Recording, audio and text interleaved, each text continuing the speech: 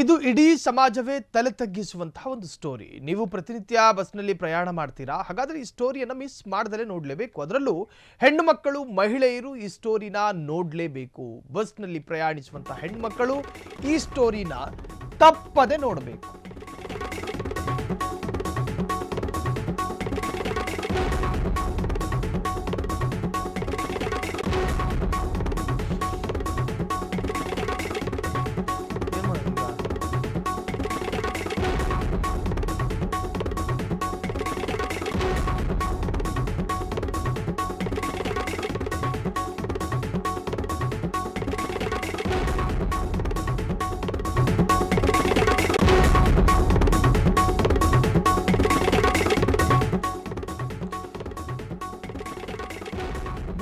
ಬಸ್ಸಿನಲ್ಲಿ ಪ್ರಯಾಣಿಸುವಂತಹ ಹೆಣ್ಣು ಮಕ್ಕಳು ಈ ಸ್ಟೋರಿನ ತಪ್ಪದೆ ನೋಡಬೇಕು. ನೀವು ಸಂಚರಿಸುವಂತಹ ಬಸ್ನಲ್ಲಿ ಕಾಮುಕರು ಇರ್ತಾರೆ.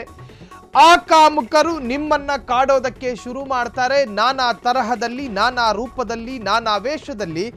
ಇನ್ನು ಆ ವಿಡಿಯೋವನ್ನ ತೋರಿಸುವಂತಹ ಸಹವಾಸ ಅಥವಾ ಸರ್ಕಸ್ ಅನ್ನು ನಾವು ಮಾಡೋದಿಲ್ಲ. ಕಾರಣ ನಾಗರಿಕ ಸಮಾಜ ನೋಡಬಾರದಂತಹ ಒಂದು ವಿಡಿಯೋ. ಅದು ಬಹಳಷ್ಟು ಅಸ್ಪಷ್ಟ. ಇಲ್ಲೊಬ್ಬ ಕಾಮುಕ ಸಂಚರಿಸುವ ಬಸ್ಸಿನಲ್ಲಿ ಏನು ಮಾಡಿದ್ದ ಗೊತ್ತಾ? ಆ ವಿಚಾರವನ್ನ ಹೇಳ್ತೀವಿ. ಈ ಮಹಿಳೆಯರು, ನಾವು ಯಾಕೆ ಈ ಸ್ಟೋರಿಯನ್ನ ತೆಗೆದುಕೊಂಡಿದ್ದೀವಿ ಅಂತ ಹೇಳಿದ್ರೆ, ಮಹಿಳೆಯರಿಗೂ ಈ ರೂಪದಲ್ಲಿ ಒಂದು ಎಚ್ಚರಿಸುವಂತಹ ಪ್ರಯತ್ನ. ಮಹಿಳೆಯರು ಬಸ್ನಲ್ಲಿ ಪ್ರಯಾಣ ಮಾಡ್ತಾ ಇರ್ತಾರೆ. ಒಂದು ಬಸ್ಸಿನಲ್ಲಿ ನಾನಾ ತರಹದ ನಾನಾ ವಿಚಿತ್ರವಾದಂತಹ ಗುಣಗಳಿರ್ತಕ್ಕಂಥ ಪ್ರಯಾಣಿಕರು ಕೂಡ ಬರ್ತಾರೆ, ನಾಗರಿಕ ಸಮಾಜದಲ್ಲಿದ್ದಾರೆ. ಸೊ ಈ ವಿಡಿಯೋದ ಮುಖಾಂತರವಾಗಿ ರಾಜ್ಯದ ಹೆಣ್ಣು ಮಕ್ಕಳಿಗೂ ಕೂಡ ಒಂದು ಪಾಠ ಆಗಬೇಕು.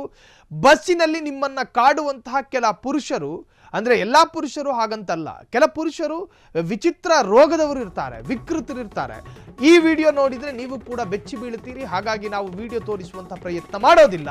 ಹೌದು, ಆ ಕಾಮುಕ ಬಸ್ನಲ್ಲೇ ಪ್ಯಾಂಟ್ ಜಿಪ್ ಅನ್ನ ಬಿಚ್ಚಿದ್ದಾನಂತೆ. ಮುಠಾಳ, ಮೂರ್ಖ, ಅಸಡ್ಡಾಳ. ಪ್ಯಾಂಟ್ ಜಿಪ್ ಬಿಚ್ಚಿ ಅಶ್ಲೀಲವಾಗಿ ವರ್ತನೆ ಮಾಡೋದಕ್ಕೆ ಶುರು ಮಾಡಿದ್ದ. ಕೂಡಲೇ ಅಲರ್ಟ್ ಆದ ಆ ಯುವತಿ ತನ್ನ ಮೊಬೈಲ್ನಲ್ಲಿ ಆ ದೃಶ್ಯವನ್ನ ಸೆರೆ ಹಿಡಿದಿದ್ದಾಳೆ. ಆ ವಿಡಿಯೋ ಸೋಷಿಯಲ್ ಮೀಡಿಯಾದಲ್ಲಿ ಈಗ ಸಿಕ್ಕಾಪಟ್ಟೆ ವೈರಲ್ ಆಗಿದೆ. ಇದು ನಮ್ಮ ಕರ್ನಾಟಕದಲ್ಲಂತೂ ದೇವರಾಣೆ ಅಲ್ಲ, ಇದು ಪಕ್ಕದ ರಾಜ್ಯ ಕೇರಳದಲ್ಲಿ ನಡೆದಿರತಕ್ಕಂತಹ ವಿಡಿಯೋ. ಮಲಯಾಳಂ ಭಾಷೆಯಲ್ಲಿ ಮಾತನಾಡಿರುವಂತಹ ಆ ಹೆಣ್ಣು ಮಗಳು ಹೇಳಿಕೊಂಡಿದ್ದಾಳೆ. ಆ ಕಾಮುಕನ ಅವಾಂತರಕ್ಕೆ ಆ ಯುವತಿ ಏನು ಮಾಡಿದ್ಲು ಗೊತ್ತಾ? ಆಕೆ ಕೊಟ್ಟ ಡೋಸ್ಗೆ ಆ ಕಾಮುಕ ಮಕ್ಕರಾಗಿದ್ದಾನೆ. ಅಂದ್ರೆ ವಿಡಿಯೋ ಮಾಡ್ತಾಳೆ, ನೀನು ಮಾಡ್ತಾ ಇರುವಂತಹ ಈ ಒಂದು ಸೀನನ್ನು ನಾನು ಇಡೀ ಸೋಷಿಯಲ್ ಮೀಡಿಯಾದಲ್ಲಿ ಹಾಕ್ತೀನಿ ಅಂತ ಹೇಳ್ತಾಳೆ. ಯುವತಿಯರೇ, ಇಂಥವರ ಬಗ್ಗೆ ಎಚ್ಚರ ಇರಲಿ. ನಾವು ಆ ವಿಡಿಯೋವನ್ನು ತೋರಿಸ್ತಾ ಇಲ್ಲ, ಕಾರಣ ಅದು ನಾಗರಿಕ ಸಮಾಜ ನೋಡಬಹುದಾದಂಥ ವಿಡಿಯೋ ಅಲ್ಲ.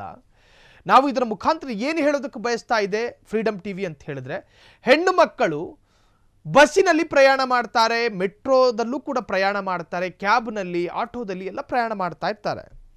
ಹೆಣ್ಣು ಮಕ್ಕಳು ಮತ್ತು ಗಂಡು ಮಕ್ಕಳು ಸರಿಸಮಾನರು ಈ ಸಮಾಜದಲ್ಲಿ. ಇಬ್ಬರಿಗೂ ಕೂಡ ಒಂದೇ ತರಹದ ನ್ಯಾಯ ಮತ್ತು ಹಕ್ಕುಗಳಿದ್ದಾವೆ. ಗಂಡು ಮಕ್ಕಳಿಗೆ ಎಷ್ಟು ಬದುಕುವ ಹಕ್ಕಿದೆಯೋ ಹೆಣ್ಣು ಮಕ್ಕಳಿಗೂ ಕೂಡ ಬದುಕುವ ಹಕ್ಕು ಅಷ್ಟೇ ಇದೆ.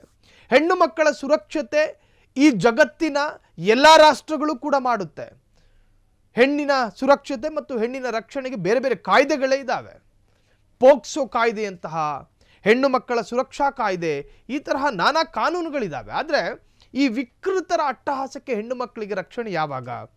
ಬಸ್ಸಿನಲ್ಲಿ ಹೆಣ್ಣು ಮಕ್ಕಳಿಗೆ ಕೀಟಲೆ ಕೊಡುವಂತಹದ್ದು, ಬಸ್ಸಿನಲ್ಲಿ ಹೆಣ್ಣು ಮಕ್ಕಳನ್ನು ಮುಟ್ಟುವಂತಹದ್ದು, ಲೈಂಗಿಕ ಕಿರುಕುಳವನ್ನು ಕೊಡುವಂತಹದ್ದು, ಹೀಗೆ ನಾನಾ ತರಹದ ವಿಚಾರಗಳು ವರದಿ ಆಗ್ತಾನೆ ಇರುತ್ತೆ. ಹಾಗಾಗಿ ಹೆಣ್ಣು ಮಕ್ಕಳೇ ಹುಷಾರಾಗಿರಿ. ಈ ತರಹದ್ದೇನಾದರೂ ಕಂಡು ಬಂದರೆ ಸ್ಥಳೀಯ ಪೊಲೀಸ್ ಠಾಣೆಗೆ ಹೋಗಿ ದೂರನ್ನು ದಾಖಲಿಸಿ, ಅಥವಾ ನಿಮ್ಮಲ್ಲೇ ಇರ್ತಕ್ಕಂತಹ ಮೊಬೈಲ್ನಲ್ಲಿ ರೆಕಾರ್ಡ್ ಮಾಡಿಕೊಂಡು ಸಂಬಂಧಪಟ್ಟವರಿಗೆ ಈ ರೆಕಾರ್ಡನ್ನು ಅಥವಾ ಈ ವಿಚಾರವನ್ನು ತಿಳಿಸಬೇಕು. ಆದರೆ ನಿಮ್ಮ ವಿಡಿಯೋವನ್ನು ಕಾನೂನಿನ ಪ್ರಕಾರ ಯಾವ ಪೊಲೀಸರು ಕೂಡ ಯಾರೊಬ್ಬರಿಗೂ ಪ್ರದರ್ಶನ ಮಾಡೋದಿಲ್ಲ, ಅದನ್ನು ರಹಸ್ಯವಾಗಿ ಇಟ್ಟುಕೊಳ್ತಾರೆ. ಆದರೆ ಈ ತರಹದ ಕಾಮುಕರಿಗೆ ಮಾತ್ರ ತಕ್ಕ ಶಾಸ್ತಿ ಆಗೇ ಆಗುತ್ತೆ.